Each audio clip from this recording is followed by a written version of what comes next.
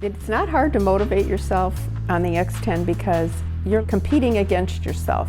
You know what you did the day before. You're just always striving for that one more degree of flexion or one more degree of extension. And you can see the progress. Now I'm at 0 and 130, and I do that consistently. The coach that they provided from X10 was in constant contact with me, and she would always encourage me and tell me my progress, and just any kind of little challenge I would have, she would find a workaround or some way for me to get through it. You know, I could call her at any time or text her.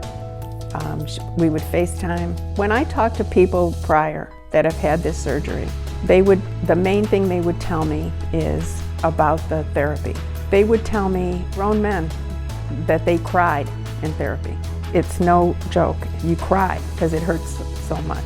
I didn't like the sound of that. The X10, when you're on it, like, I never cried. I'm challenged sometimes, but I still made progress. I was never pushed beyond my pain threshold, and I improved steadily every day, you know, a little bit more, a little bit more.